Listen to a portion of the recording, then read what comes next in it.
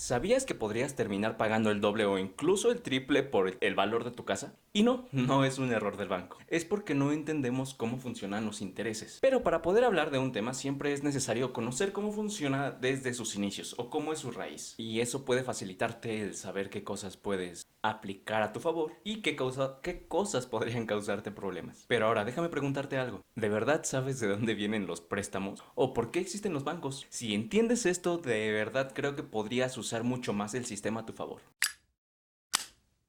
Vamos a arrancar el video del día de hoy. Parece que va a llover, así que espero no se escuche mucho el ruido. A ver qué tal el ambiente nos recibe. Ok, ¿cómo es que se iniciaron los primeros préstamos de dinero? Vámonos unos cientos de años atrás, justamente antes de que se inventaran los bancos, las aplicaciones. Y sé que si eres una generación que nació después del 2000, posiblemente esto te sea muy complicado, pero inténtalo. Así que imagínate esto. Tú tienes comida de sobra y tu vecino no tiene nada. ¿Qué es lo que haces? ¿Se la regalas o se la prestas? Pero si se la prestas es con una condición. Me la regresas después con un poquito más. Y listo. Así es como acabas de crear el primer préstamo de la historia. En lugares como Mesopotamia, hace ya más de 4000 años atrás, me mordí, en donde se aplicaba aún el trueque como método de intercambio, pero ya empezaban a comenzar los metales preciosos y el uso de ellos. Así que cuando las personas comenzaron a producir excedente de alimentos, surgió la necesidad de prestar recursos. Por ejemplo, un agricultor podía pedir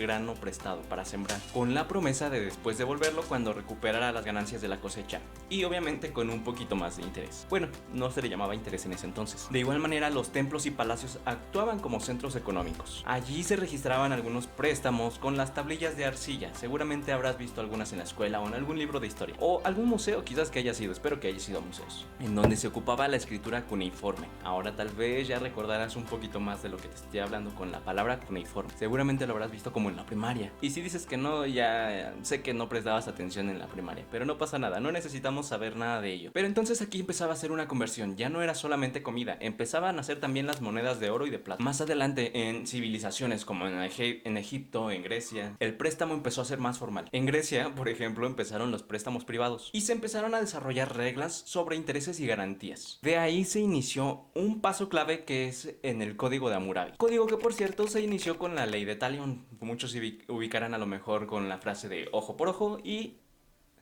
diente por diente, exacto. Más o menos en la antigua Mesopotamia, entre el 1750 a.C., se generó el Código de Hammurabi. El nombre proviene justamente de la persona que creó este código, con alrededor de unas 282 leyes, abordando diferentes temas, como la parte penal, la parte comercial, la parte profesional, la parte familiar. Fue uno de los primeros escritos bien detallados en donde se describía exactamente cuánto interés se podía cobrar y qué pasaba si no los pagabas. En donde, por cierto, podía ser tal el caso que se llegara a la situación en la que tuvieras que prestar a tus hijos o a tu esposa si no llegabas a pagar el interés correspondiente en un modo de esclavitud, con la finalidad de brindar servicios hasta por 3 años. Claro, a la persona que le debieses dinero. Quizás al día de hoy sí sería algo muy extremo, yo imagino que en ese entonces también. Era necesario en ese momento fundamental para poder dar confianza al sistema, y fue una de las formas que implementaron y que mejor les funcionó. Como te comentaba, ya los templos en ese entonces también ya funcionaban como bancos. Prestaban, registraban todo, te guardaban el dinero, y ya con el tiempo un poquito más adelante, en la Edad Media, surgieron prácticas de crédito, mucho más organizadas principalmente entre comerciantes. Ya en el Renacimiento oficialmente nacieron los primeros bancos. Y con bancos me refiero a lo que hoy conocemos nosotros como bancos, bancos modernos. Bueno, sin celulares, sin aplicación, me refiero al sistema, cómo funcionan. Esto se dio justamente en Florencia, Italia. Ok, segundo punto. ¿Cómo surgieron los intereses? Ya te di la introducción, ahora vamos a cómo ahora sí se fueron desarrollando. El interés o cobrar un extra por prestar no apareció de la nada, surgió de necesidades muy prácticas en las primeras economías. Piénsalo así: si yo te presto algo a ti, no lo puedo usar, corro el riesgo que no me lo pagues o me dejes de hablar, tengo que esperar a que tú me lo quieras o puedas pagar, y entonces para compensar un poquito ese riesgo te digo, ok, te lo presto, pero me regresas un poco más. Y originalmente así es como se dieron los intereses entre particulares. En la parte de historia se muestra mucho, por ejemplo, en la antigua Mesopotamia, en donde cuando alguien prestaba, ya sea grano o plata, estaba renunciando a usar ese recurso por algún tiempo.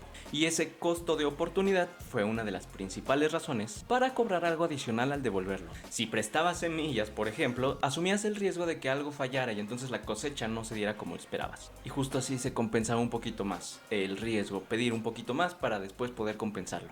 Claro, como funciona siempre el humano, después ese poquito más se volvió costumbre, se empezó a hacer boca a boca y entonces se empezó a implementar como algo normal. Y recuperando el tema del código Hammurabi, pues por ejemplo ya implementaba tasas de alrededor hasta del 20% de interés. Que esto aplicaba por ejemplo para el tema de plata, por lo que estaba leyendo, y 33% inclusive para temas de grano. Esto ya nos muestra que el interés estaba bien establecido y regulado, y era de hecho un poco alto. Pero con estas prácticas claro que no todo el mundo estaba de acuerdo. Unos de ellos, pues los filósofos. Los filósofos no estaban de acuerdo con este tipo de prácticas. Ellos decían que ganar dinero del dinero estaba mal. En culturas como la Grecia antigua y la Europa medieval surgieron este tipo de debates éticos. Filósofos como Aristóteles criticaban justamente este tipo de interés, lo clasificaban o lo mencionaban como algo antinatural. Incluso la Iglesia se menciona que durante la Edad Media también prohibió este tipo de negocio como la usura. Normalmente muchos lo ubican, sobre todo a lo mejor aquí un poquito más en Latinoamérica, en México, como el usurero,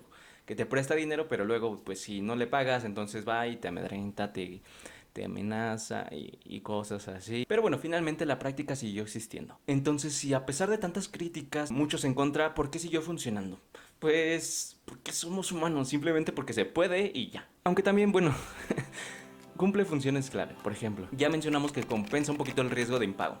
También paga el uso del dinero en el tiempo. Esto hace que te paguen también lo antes posible. Entre más tiempo tarden en pagarte, más te van a deber. Entonces se busca que las personas se presionen o busquen el pagarte lo antes posible. Y esto también, al final, creo que la parte más importante, incentiva el pago del préstamo. Posteriormente, con el crecimiento del comercio, más tarde en el Renacimiento, el tema de préstamos ya empezó a verse algo un poquito más normal, menos moralmente cuestionable. Y pasó a ser una hermosa herramienta esencial para financiar negocios, así como también viajes y expansión económica. Tercero, ¿cómo evolucionaron hasta los bancos actuales? Ok, estás en la Edad Media.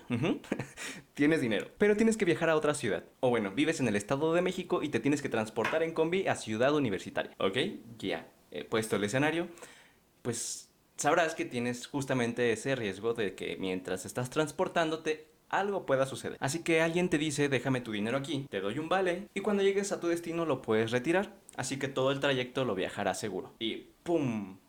Acabas de crear una de las bases de la banca. La evolución desde los préstamos simples hasta la banca actual fue gradual y está muy ligado al comercio, a la confianza y a la necesidad de mover dinero sin riesgos. Como te mencionaba, en los inicios lugares como Mesopotamia guardaban y resguardaban el dinero y también otorgaban préstamos, pero no eran bancos como tal. Realmente no había instituciones dedicadas exclusivamente a intermediar dinero. Y pues menos de forma sistemática. Con el comercio del dinero después y de la economía en la Edad Media, que especialmente se dio en las ciudades europeas, surgió un problema. Normalmente hablamos más de las ciudades europeas, pero bueno, cómo no, si entre tantas civilizaciones que estaban creciendo, obviamente ibas a poder aprender cositas de cada una de ellas y desarrollar un poquito más rápido tu localidad. Pero bueno, regresando al tema, justamente lo que mencionábamos, surgió el problema de cómo transportar el oro y la plata. Y tal cual quizá como lo viste en la película de Robin Hood, o decir Disney, ya lo dije.